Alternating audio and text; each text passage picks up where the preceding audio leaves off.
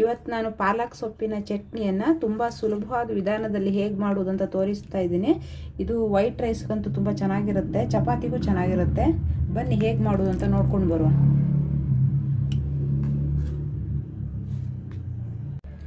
ಮೊದಲಿಗೆ ಒಂದು ಕಟ್ಟು ಪಾಲಕ್ ಸೊಪ್ಪನ್ನು ಚೆನ್ನಾಗಿ ತೊಳೆದಿಟ್ಕೊಂಡಿದ್ದೀನಿ. ಅದನ್ನ ಇವಾಗ ಸ್ವಲ್ಪ ನೀರು ಹಾಕಿ ಬೇಯಿಸ್ಕೊಳ್ಳೋಣ. ಇವಾಗ 1 ಗ್ಲಾಸ್ ಆಗುವಷ್ಟು ನೀರು ಹಾಕ್ಕೊಳ್ತಾ ಇದ್ದೀನಿ. ಇದಕ್ಕೆ ನೀರು ಹಾಕ್ಕೊಂಡು ಒಂದು 6 ರಿಂದ 7 ನಿಮಿಷ ಬೇಯಿಸ್ಕೊಳ್ಳೋಣ. ಇದನ್ನು ಬೇಯಿಸ್ಕೊಂಡು ಆಗಿದೆ, ಇದನ್ನು ರುಬ್ಕೊಳ್ಳೋಣ. ಇವಾಗ ಇದನ್ನು ಮಿಕ್ಸಿಗೆ ಹಾಕ್ಕೋತಾ ಇದ್ದೀನಿ. ಈಗ ರುಬ್ಕೊಳ್ಳೋದಕ್ಕೆ ಹಸಿಮೆಣಸಿನ್ಕಾಯಿ ಖಾರಕ್ಕೆ ತಕ್ಕಷ್ಟು ಹಾಕ್ಕೊಳ್ಳಿ. ಒಂದು ಅರ್ಧ ಇಂಚ್ ಶುಂಠಿ, ಒಂದು ಅರ್ಧ ಟೀ ಸ್ಪೂನ್ ಆಗುವಷ್ಟು ಜೀರಿಗೆ. ಇದನ್ನು ಇವಾಗ ಮಿಕ್ಸಿ ಮಾಡ್ಕೊಳ್ಳೋಣ.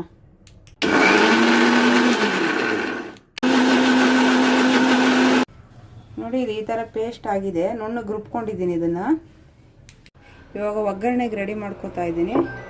ಇದಕ್ಕೊಂದು 2 ರಿಂದ 3 ಚಮಚ ಆಗುವಷ್ಟು ಕೊಬ್ಬರಿ ಎಣ್ಣೆ ಹಾಕ್ತಾ ಇದ್ದೀನಿ. ನೀವು ನಿಮ್ಮಲ್ಲಿ ಯಾವ ಎಣ್ಣೆ ಇದೆಯೋ ಅದನ್ನ ಯೂಸ್ ಮಾಡ್ಕೋಬೋದು, ಅಡುಗೆ ಎಣ್ಣೆಗಳು.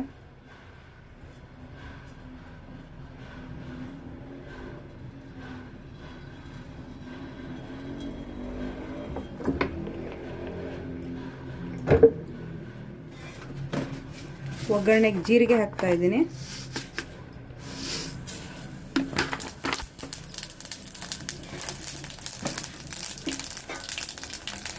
ಕರಿಬೇವು,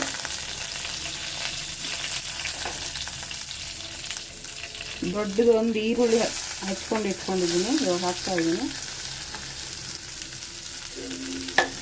ಸ್ವಲ್ಪ ಫ್ರೈ ಮಾಡ್ಕೊಳ್ಳೋಣ.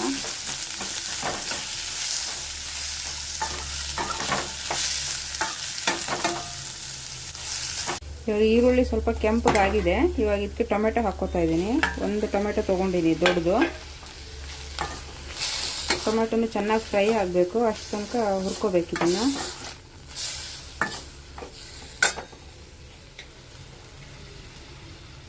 ರುಚಿಗೆ ತಕ್ಕಷ್ಟು ಉಪ್ಪು ಹಾಕ್ಕೋತಾ ಇದ್ದೀನಿ. ಇವಾಗಲೇ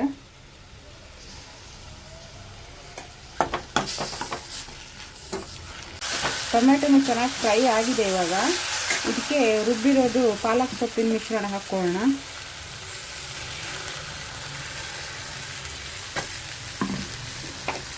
ಹಾಕೋತಾ ಇದ್ದೀನಿ.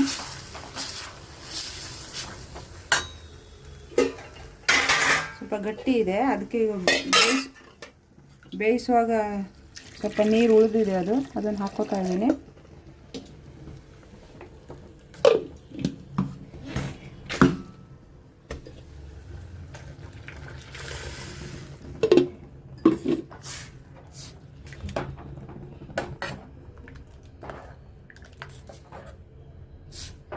ಇಷ್ಟು ದಪ್ಪ ಇದೆ, ಇಷ್ಟು ಸಾಕಿದೆ. ಇವಾಗ ಇಷ್ಟು ದಪ್ಪ ಆಗಿರೋದು. ಮತ್ತು ನೀರು ಹಾಕಬೇಕಾದ್ರೆ ಇನ್ನೊಂದು ಸ್ವಲ್ಪ ನೀರನ್ನು ಹಾಕ್ಕೊಳ್ಳಿ. ಇದೊಂದು 5 ನಿಮಿಷ ಕುದೀಲಿ. ಒಂದು 5 ನಿಮಿಷ ಕುದಿಸ್ಕೊಂಡ್ರೆ ಸಾಕಾಗುತ್ತೆ. ಇದು ಇವಾಗ ಆಗಿದೆ ನೋಡಿ, ಒಂದು ಕುದಿ ಬಂದಿದೆ, ಸಾಕಾಗುತ್ತೆ. ಇಷ್ಟು ಬೇಯಿಸ್ಕೊಂಡಿರೋದಲ್ವ, ಹಾಗಾಗಿ ಇಷ್ಟು ಕುದಿ ಬಂದರೆ ಸಾಕಾಗುತ್ತೆ. ಇದು ಇವಾಗ ಆಗಿದೆ, ಸ್ಟವ್ ಆಫ್ ಮಾಡ್ಕೊಳ್ಳೋಣ.